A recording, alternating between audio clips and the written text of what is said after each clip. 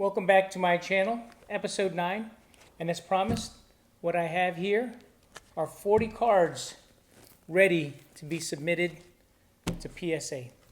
PSA is the Professional Sports Authentication, and basically you can use that service or Beckett, and there's many more, and what they do is they grade these cards, and once graded, between a scale of 1 to 10, 10 being the highest you can get, a mint gem, your card's values can almost double or even triple what they're worth. So they come from a raw state, and then once they're sent back for authentication and grading, they come into what they call a slab. And once you've got the slab, it'll have who graded it, the rating, and so on and so forth. So they'll come back in hard cases. So yeah, getting these prepped is pretty easy. A lot of folks don't do it because it does cost money. But I did get a deal because the Nationals are happening right now, the card show in Atlantic City this weekend, I should say. And PSA had a special for members, so I do have a membership with them. It's basically $18 a card under $199. Okay, I used the raw value, but here I was able to get 40 ready.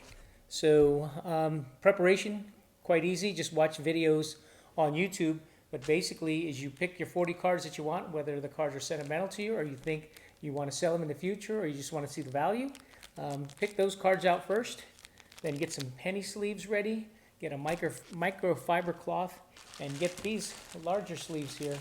And this is what we use to submit them to the actual grading companies. Okay, so you'll take your card, make sure there's no blemishes on there, make sure the corners are good, make sure the centering is perfect, if you will, or as perfect as possible. I know there's a little grading scale that they do there to give you a little bit of leeway. But once that's all ready to go, it'll be ready to be put in one of these. So the good thing about it is if you look at the card and you don't think it's going to fare well, don't put it in for submission unless you want to go ahead and spend that money for that. But you'll take the card, look for fingerprints or blemishes. Like I said, some people will use surgical gloves. Take your microfiber cloth if there are fingerprints, especially on the newer cards that have chrome on there or something like that. You want to make sure you give them gentle wipe downs. Make sure the fingerprints are off there, because that can cost you a 9, from being a 10 to a 9.5. So do that. Take the preparation and get your cards prepped for that. So without further ado, what I'm going to do is I'm going to show you the cards that I've prepped. And one thing I also did, and once I've got the card prepped, what I do is I add a little bit of tab back there, so when the graders pull the card out, they just pull the tab and the card comes out with it. Okay, don't attach this sticky marker here or adhesive directly on the card. Put it on the outside of the penny sleeve so they can pull it out. Okay, so let's take a look at the cards I have ready for grading. So the first thing I did was went through my cards, and since this is my first time getting my cards, some of my cards graded, I didn't pick the most valuable cards, but I picked a lot of cards that have some pretty good value. So maybe as you see this video online, you're like, hey man, I have that card, or oh, I didn't realize that had a little bit of value in it. But that was the cool part, doing some of the research. So basically you pick a card. Let's say, for example, you see this Michael Jordan Bowman series, just a refractor here, and you look it up and it's good to go. So you take it out of its original sleeve. If you have it in a little hard cover sleeve, you have to get these sleeves here, and you can get them from a local card store online. So basically these are oversized, as you can see, and they'll fit your card in there. So once you get your card ready, how I prepped it, I watched a couple of videos online and watched some of the folks who professionally do this, is you got to have some type of microfiber cloth with you. And a lot of folks would wear gloves so you don't get fingerprints, because a lot of these cards, especially the newer ones, are notorious for getting fingerprints on them. So you got to handle the cards carefully. Examine them, make sure that there's no flaws in the card, make sure the centering's good, and check those corners. So if you see the corners here, they got to be pretty crisp in order for you to try to get that gem 10. And that's what everyone tries to strive for, right?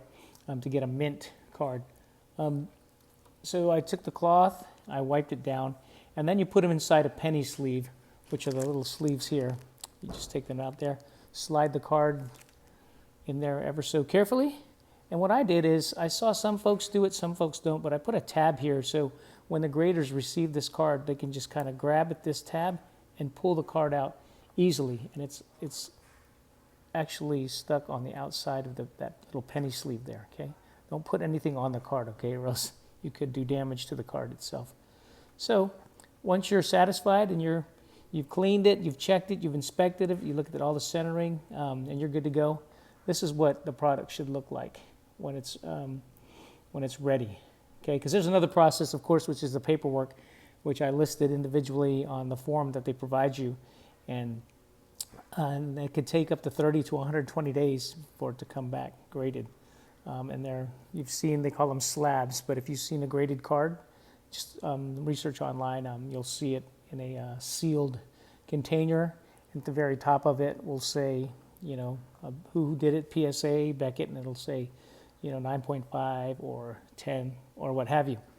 Okay, so basically that's it. So what I'm going to do is just give you a quick rundown as far as I'm going to show you some of the cards that I'm going to get graded, starting off with this Michael Jordan here. I do have quite a few Jordans that I'm getting graded, which is pretty cool, so I can add them all to my collection. Of course, you don't want to grade all your cards. You just want to grade the cards that you think that are of value or sentimental to you.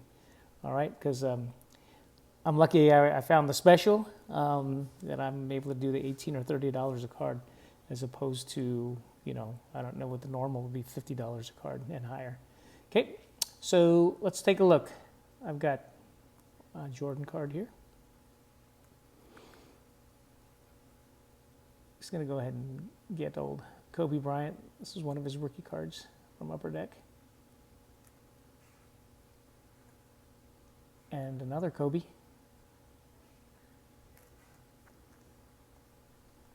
And guess who? Kobe. Oh man, looks like we have another Kobe. So if you look online, his rookie card does have some significant value, so especially if you get it graded and authenticated. Iverson, I thought I'd do an Iverson card. The Mailman, look at that. This is an older card, but it does carry its value, especially rookie.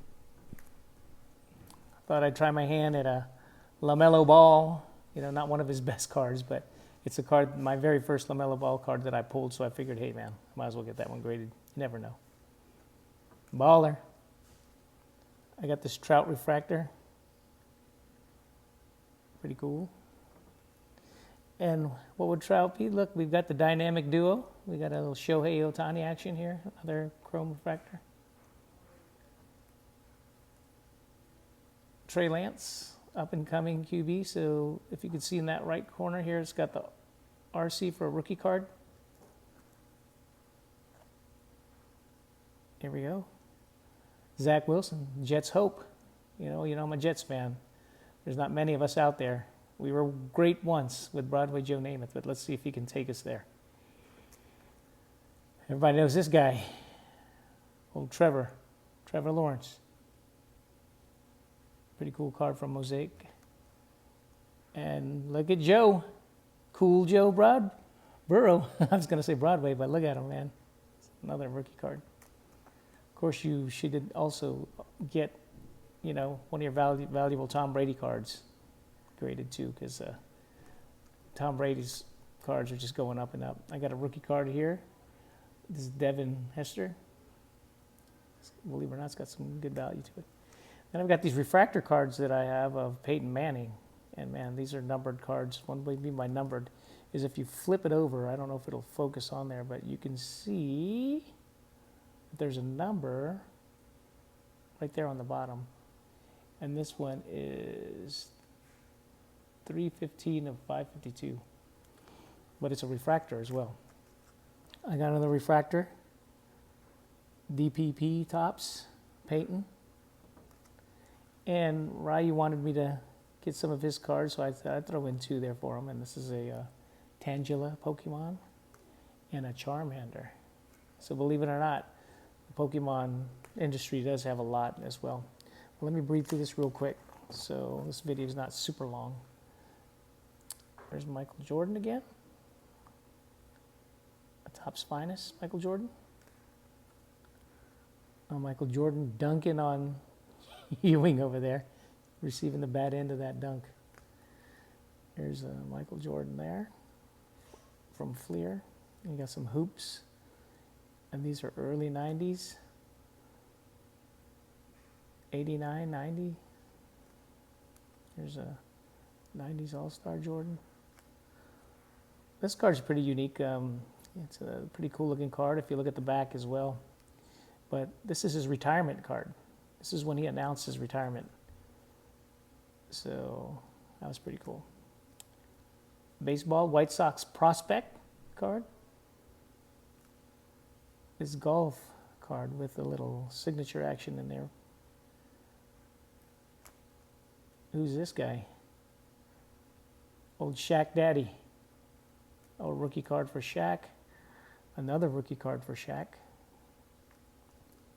And another one. A rookie Kemp. Junior Seau, rest in peace. Rookie card. Jim Tomei. One of the insert, or just Ken Griffey Commons, but of some value. Pudge Rodriguez, rookie. Some of you might remember this guy. Hideo Nomo, LA Dodgers. And this next card here, it's worth money. It's one of like the most sought after card in baseball, the Ricky Henderson rookie. So I know some of you got him out there. Now, I'm submitting this card. I know it's not going to be a Gem 10, but I was just doing some research. Even if you were able to get an 8, a 9, even a 7.5, these go for some pretty decent money once you get them authenticated and graded. So I'm going to go ahead and put this one in and see what happens. I have a lot of cards like this that are a little bit older, but they're kind of roughed up on the edges and things and whatnot, and the centering's not too good, but guess what? This card is of more value than the other cards I have. But I do have like Nolan Ryans and Pete Roses and things like that, but they're just, even Reggie Jackson's, but they're just not, they're beat up. So I think I just got to keep those for my collection. But those are the 40 cards that I'm submitting. So when we do the next video, we'll see what happens. Well, folks, that's it. So we're sending these off tomorrow. Basically, the last part of this is boxing it and getting the inventory paperwork together. You're going to take a box like so and get another box. So there's a box in a box. And you're going to wrap your cards neatly with some bubble wrap. Make sure they're nice and secure once you put them in here so they don't move around much or move around at all. And then put it inside this box filled with styrofoam peanuts or paper, whatever you have. And then make sure you secure this, get your insurance, and ask for someone to sign for it, so you can make sure that it makes it all the way to PSA. Once that's done, you got to wait 30 to 120 days for the magic. So that's my next video with the PSA portion. Well, I'll call this part 1. Well, part 2 will be receiving the box, and then we're going to open up that box and make sure I show you guys the grades we get for all 4 of these cards, and I'll make sure I'll go a little faster, of course.